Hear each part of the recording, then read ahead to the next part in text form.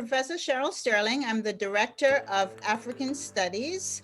I'm also Associate Professor of African Studies and English. My name is Clemente Abrokwa. I'm the undergraduate director for the African Studies program. So my name is Christopher Townsell, and I'm an assistant professor of history and African studies. My name is Abigail Sellis, and I'm an assistant professor in African studies and also in French and Francophone studies. This continent is filled with amazing wealth and amazing poverty. You only hear about the amazing poverty, you don't know about the amazing wealth. It's the most diverse geographically. Every climatic region in the world is represented in Africa. People don't understand that you can find snow-capped mountains on this continent. It's not all hot, it's not all tropical, though there is quite a bit of that. We still don't know how many languages exist on this continent. People think there could be anything between 800 and 3,000 languages on this continent. We'll talk about the birthplace also of human civilization. And then we'll talk about all the different things that have contributed to thinking of Africa in negative stereotypes and what has changed from the dawn of human civilization to the very present moment. Okay? African history is world history. So taking African Studies courses helps you to understand different cultures, different people, different approaches, different ways of thinking. The introduction to African Studies, Africa 110, is a great way to just kind of get exposed to all of the different ways you can study the African continent. It's a really interdisciplinary program, so it doesn't matter if you're more interested in politics or economics or history or literature.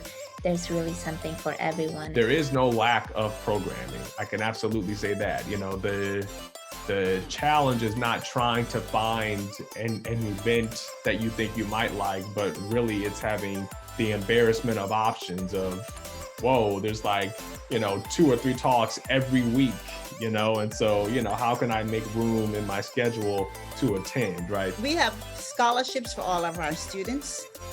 Okay, we have opportunities for our students to travel abroad, go with our professors who are all experts on some part of the continent. And so, once you come into our program, you will see how much our professors really care, how passionate they are.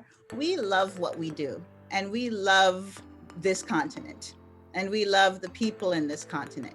So this is something I think that you're going to find that comes across in everything that we do.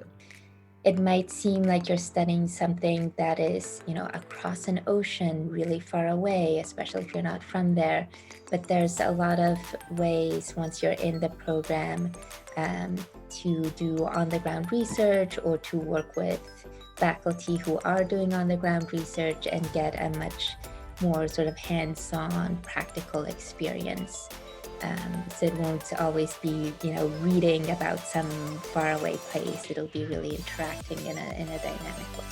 There's so much that can be done. And with our certificate programs too, that we're putting online, we will have a whole listing of classes that will be accepted, not just with our program, but with a whole bunch of other programs across the university. It doesn't matter whether you're about to graduate or you are a freshman or sophomore, just reach out to me and I'll be more than happy to sit down with you on Zoom and explain things to you. And it's not a difficult process at all. Some students have the notion that, I'm graduating or I'm a junior, so I don't want to add anything. Don't make that mistake. You'll find out that you probably have more credits, to get the African Studies major than you think.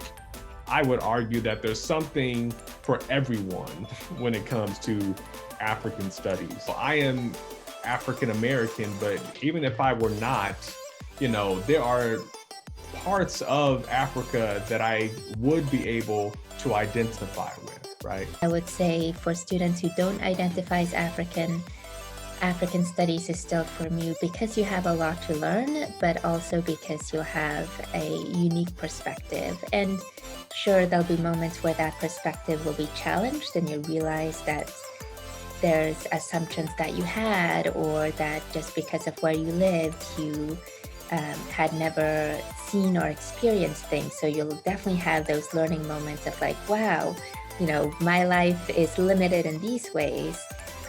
But that life also lets you have a really unique perspective on other countries and cultures. You know, and oftentimes in my classes, I try to kind of extrapolate larger questions using Africa as a launching point. You know, prayerfully, nobody thinks that my classes are boring, but that, you know, the students leave the class being enlightened, feeling as though, you know, they learned something new, learned a new skill, and that hopefully, you know, it's not the last class on either Africa or history that they take. You have to follow your passion, okay? Being of African descent did not stop people from saying to me, what are you doing? You're crazy. Okay? No one understood what I was doing. No one understood my path. Even other, you know, people, Africans themselves, they're like, what are you doing? Okay? You have to follow what it is that's in yourself. And maybe this isn't your path, that's fine too. But whatever you think is the right path for you, that's what will lead you to where you're supposed to go. So in the long run, follow what's in your head and what's in your heart. And hopefully all of us can help you get there.